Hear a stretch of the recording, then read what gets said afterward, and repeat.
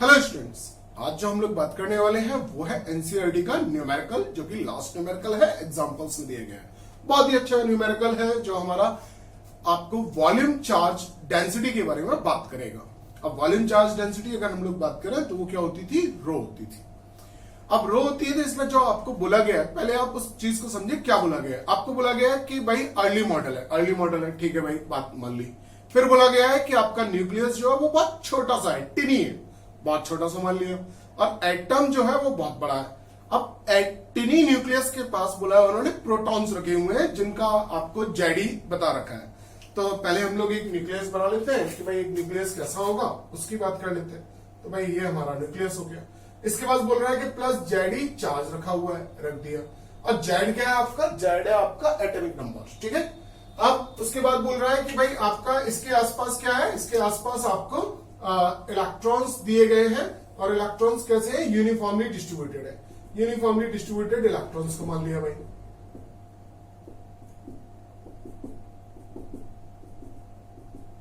ठीक है। बोला गया है कि इसकी रेडियस जो है वो रेडियस आपको बोली गई है भाई, ये रेडियस है आपकी आर, ठीक है। रेडियस आपको आर दी गई है। अब इसके पास और एक और बात क्या बोली गई है कि एटम एज अ होल क्या है, न्यूट्रल है। मतलब जितने आपके पास इलेक्ट्रॉन्स है उतने ही आपके पास प्रोटॉन्स है।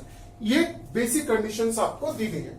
अब आपसे बोला क्या जा रहा है कि आपको इलेक्ट्रिक फील्ड बताना है एट अ डिस्टेंस आर। आपको बताना है electric field at a distance R. Electric field at a distance R. अब इलेक्ट्रिक फील्ड बताना है एट ए डिस्टेंस आर। क्या करें भाई, क्या करें, पहली बात को समझो। अब इलेक्ट्रिक फील्ड आपको बताना है एट ए डिस्टेंस आर। अब डिस्टेंस आर कहां हो सकती है, आर भाई जस्ट न्यूक्लियस के बाहर भी हो सकती है। न्यूक्लियस बहुत टिनी है, इसी वजह से जस्ट बाहर ले रहा हूं। उसके बाद यहां से लेके यहां तक कहीं भी हो सकती है, ऑन द सरफेस भी हो सकती है, और आपके आउटसाइड भी हो सकती है। तो इस केस में अगर हम लोग बात करें तो आपको वो पुराना एग्जांपल याद आ गया होगा, आपको सेकंड जो हम लोगों ने बात करी थी गॉस लॉ की एप्लीकेशन की, वो याद आ गई होगी। तो एग्जैक्टली सेम मैनर में चले हम लोग तीन अलग अलग केस ले लें कि भाई आउटसाइड में क्या होगा, फिर हम लोग बात करेंगे ऑन द सरफेस क्या होगा, फिर बात करेंगे इनसाइड में क्या होगा। अब सबसे पहले अगर मैं बात करूं तो पहले हम आउटसाइड की बात कर लेते हैं। तो अगर मैं बात करता हूं कि भाई पहला केस ले लेते हैं हम लोग, केस 1 जो कि होगा हमारा, और इसे नाम दे देते हैं हम लोग केस 1, ठीक है। अब केस 1 क्या कह रहा है हमसे भाई, केस 1 क्या कह रहा है भाई, केस 1 को मान लेते हैं भाई। केस 1 कह रहा है हमसे कि भाई आर क्या है आपका, R is greater than R. आप चाहो तो डायग्राम में भी ये बात बता सकते हो कि भाई आर ग्रेटर देन आर का मतलब क्या है, ये वाला केस है। मतलब गॉसियन सरफेस कहां बनी जा रही है, बाहर। अच्छा, गॉसियन सरफेस हम लोग एटम को देखें, एटम की साइज कैसा होता है, स्फेरिकल होता है। तो अगर गॉसियन सरफेस की बात करें तो गॉसियन सरफेस भी हमें कैसी लेनी होगी, स्फेरिकल ही लेनी होगी, ठीक है। अब अगर स्फेरिकल सरफेस मैंने ले लिया गॉसियन सरफेस, तो ये सारे के सारे पॉइंट्स पे अगर किसी भी पॉइंट पे बात करूं, तो अगर मैं मान लो इस पॉइंट का निकलना चाहूं तो देखो इलेक्ट्रिक फील्ड इसकी वजह से कैसे होगा, आउटवर्ड होगा। अब ये as a point charge work कर जाएगा, और इस जगह का एरिया वेक्टर भी इसी साइड होगा।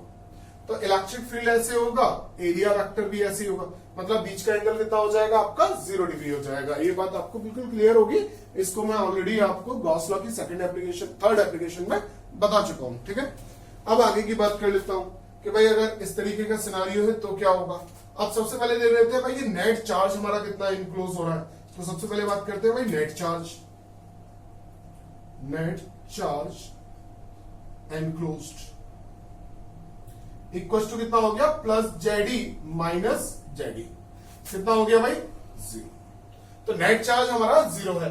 अब बात कर लेते हैं कि फ्रॉम गॉस लॉ। अब गॉस लॉ हमारा क्या कह रहा है कि भाई फाई इक्वल टू होता है Q enclose divided by epsilon not. Q enclose की वैल्यू कितनी है भाई, 0, तो डिवाइडेड बाई एप्सिलॉन नॉट मतलब 0 आ गया। इसे बोल देते हैं इक्वेशन 1। अब देखो इक्वेशन 2 की बात कर लेता हूं मैं। इक्वेशन 2 क्या कर रही है, अब बात करते हैं कि भाई फाई इक्वल टू हो गया। अब बट हम लोग बात करते हैं, हमारे पास एक और फॉर्मूला है ना, phi equals to E dot delta S cos theta, but the value of theta अभी मैंने बात करी थी, वैल्यू ऑफ थीटा क्या है 0, तो फाई इक्वल्स टू आपका कितना हो गया E into delta S. Delta S always किसका लेना होता है, गॉसियन सरफेस का। गॉसियन सरफेस कौन है, ये वाली, इसका मतलब कितना हो जाएगा 4 पाई आर स्क्वायर। अभी तक हम लोगों ने इसको नहीं लिखा ना कि ये कितनी है, तो इसको लिख लेते हैं भाई, ये आपकी जो डिस्टेंस है ये आपकी आर है, ठीक है। अब 4 पाई आर स्क्वायर, तो अगर मैं इसको कोई नंबर दे देता हूं कि भाई इसका नंबर दे दिया हम लोगों ने, कौन सा दे देते हैं 2, इसको नंबर 2 दे दिया, इसको 1 दे दिया, बात कर ली कि भाई फ्रॉम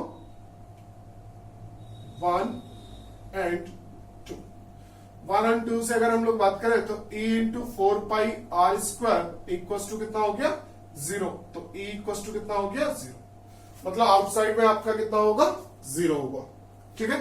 ये बात समझ में आ गई होगी आई थिंक। अगर ये बात आपको समझ में आ गई है तो मैं आगे की बात कर सकता हूं यहां से। अब आगे की बात क्या कर रही है, आगे की बात कर रही है आपसे केस 2, केस सेकंड ले लेते हैं, r इक्वल टू आर हो जाता है। अब देखो r इक्वल टू आर भी हो जाएगा, तब भी हमारा नेट चार्ज कितना होगा, नेट चार्ज 0 होगा। In this case also net charge enclosed equals to 0. So the electric field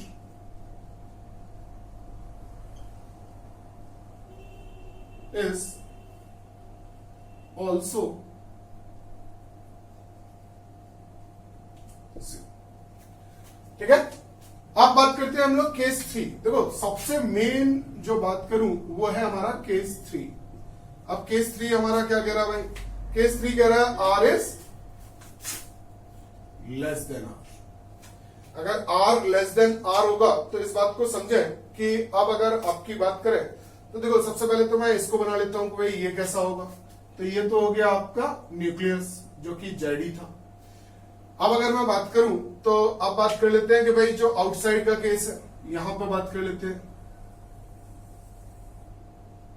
इस तरीके का सिनेरियो होगा। अब इसमें इलेक्ट्रॉन्स थे भाई, ठीक है भाई, बना दिए इलेक्ट्रॉन्स, वो भी यूनिफॉर्मली डिस्ट्रीब्यूटेड है। अब क्या बात कर रहे हैं कि भाई हमारा जो गॉसियन सरफेस हम लोग लेना चाह रहे हैं, वो गॉसियन सरफेस कहां लेना चाह रहे हैं, अंदर, इस तरीके से। अब ये डिस्टेंस आपको बोली जा रही है भाई, ये डिस्टेंस है यार, ठीक है। साथ में ये वाली जो डिस्टेंस दी गई थी ये आपको कैपिटल आर दी गई थी, ठीक है। अब बात को समझो कि गॉसियन सरफेस तो लेनी है भाई अंदर। अब गॉसियन सरफेस अंदर लेनी है तो एक बात को समझो कि ये वाला जो पोर्शन है इसमें जो भी चार्ज होगा वो हमारे काम का नहीं है, क्योंकि आपने जो चार्ज एनक्लोज किया है गॉस लॉ में आपको केवल वही लेना होता है। अब गॉस लॉ में चार्ज को एनक्लोज लेना है। अब चार्ज एनक्लोज की अगर मैं बात करूं तो चार्ज एनक्लोज में देखो ये वाला एनक्लोज नहीं हो पा रहा है ना, ये चार्ज कहां हो गया, ये चार्ज हो गया आपका बाहर की साइड। तो हम लोग गॉस लॉ में तो कभी बाहर वाला चार्ज लेते ही नहीं है। अब बाहर वाला जब चार्ज नहीं लेते तो पहले हमें इसे हटाना पड़ेगा। अब इसे हटाने के लिए आपको पहले समझ में आना चाहिए कि इसे हटाएंगे कैसे। तो वैसे तो ज्यादातर बच्चे ये बात जानते हैं, मगर फिर भी मैं आपसे एक बात बोल रहा हूं कि एक केस कंसिडर करो, यूनिटरी मेथड को आपको समझा रहा हूं। एक के पास इस तरीके का कोई जार है, दूसरे के पास ऐसा है, मान लेते हैं बटन है ऐसा, इसके पास इसमें कोई लिक्विड है या कोई भी मटेरियल, और इसके पास ये एम्प्टी है। अब ये बंदा आया कि भाई मुझे सामान दे दो, तो अब प्रॉब्लम क्या है कि इसको ये बात मालूम है कि भाई मेरे इसकी पूरे की वैल्यू 10 रुपीज है, इस पूरे की जो वैल्यू है RS 10 है। अब इसको बात आ रही है कि भाई इसको कैसे दिया जाए और कैसे मेजर किया जाए। तो आप लोग कैसे करते हो, देखो ये पूरी की पूरी वैल्यू 10 है, तो आप क्या करो कि भाई इसको कितना मिले ये कैसे निकालोगे आप। तो निकालने के लिए आप बेसिकली क्या यूज, आप लोग बेसिकली क्या काम करते हो भाई, बेसिकली आप सबसे सिंपल काम क्या करते हो कि भाई इसमें से ये देख लें कि इसके पास कितना आ रहा है। तो हम लोग यहाँ पे क्या करते हैं, हम लोग यहाँ पे वही यूनिटरी मेथड वाला ही नहीं यूज कर लेंगे कि भाई अगर हम लोग पहले ही निकाल लें कि पर यूनिट वॉल्यूम का कितना है, मतलब इसके पास कितना वॉल्यूम है। अगर मैं वॉल्यूम से इसको डिवाइड कर दूं, डिवाइडेड बाई वॉल्यूम कर दिया, अब क्या है मेरे पास वॉल्यूम आ गया कि भाई कितना है। अब इसका वॉल्यूम निकाल लिया भाई, इसका कितना है। मान लो ये आपका 2 लीटर था और इसके पास ½ लीटर आ सकता है ओनली, ठीक है। अब अगर इसके पास ½ लीटर आ सकता है तो पहले आपने क्या किया कि भाई आपने निकाल लिया 10/2 कितना हो गया 0.5, यही तो हुआ, सॉरी 5 RS पर लीटर, यही तो आप नॉर्मल काम करते हो। अब देखो ये 5 को अगर मैं मल्टीप्लाई कर दूं 0.5 से तो मुझे क्या मिलता है, मुझे मिल जाता है कि भाई इसकी वैल्यू कितनी है, तो कितनी आ गई 2.5 RS, और आपने पे कर दी। एग्जैक्टली सेम काम यहां कर सकता हूं क्या, मैं इसका वॉल्यूम निकाल लूं, भाई यूनिफॉर्मली डिस्ट्रीब्यूटेड है तो पहले क्या निकाल लूं कि एक यूनिट में कितने आपके चार्ज है इलेक्ट्रॉन की वजह से, एक यूनिट वॉल्यूम में, और उस यूनिट वॉल्यूम से फिर जिस वॉल्यूम का मुझे चाहिए उसका निकाल लूं, यही काम तो मुझे करना है। तो भाई सबसे पहले मैं यूनिट वॉल्यूम निकाल, सबसे पहले बात कर रहे हैं हम लोग charge per unit volume due to electrons. अब देखो नेट चार्ज हमारा कितना है, नेट चार्ज है जेडी, वो भी माइनस का, डिवाइडेड बाई क्या है वॉल्यूम। अच्छा वॉल्यूम क्या होता है, अगर r रेडियस का, देखो चार्ज किसके पास है, चार्ज है एटम के पास, तो मुझे वॉल्यूम किसका लेना है, एटम का लेना है, तो कितना हो गया 4/3 पाई r क्यूब। मतलब मैंने एक तरीके से ये निकाल लिया कि एक यूनिट वॉल्यूम में आपका कितना चार्ज होगा, ठीक है। अब अगर मेरे पास ये क्वांटिटी है तो अब मुझे क्या निकालना है, मुझे निकालना है कि भाई ये वाला जो मैंने स्फीयर लिया है इसके पास कितना चार्ज है। तो इसके पास जब चार्ज निकालना है तो मैं क्या करूं, मैंने एक यूनिट वॉल्यूम का निकाल लिया, मल्टीप्लाइड बाई क्या कर दूं मैं, इस आपके पर्टिकुलर जो मैंने गॉसियन सरफेस ली है उसके वॉल्यूम से मल्टीप्लाई कर दूं, तो net charge due to electron, net charge due to electrons inside enclose, inside ही लिख देते हैं, inside by the Gaussian surface.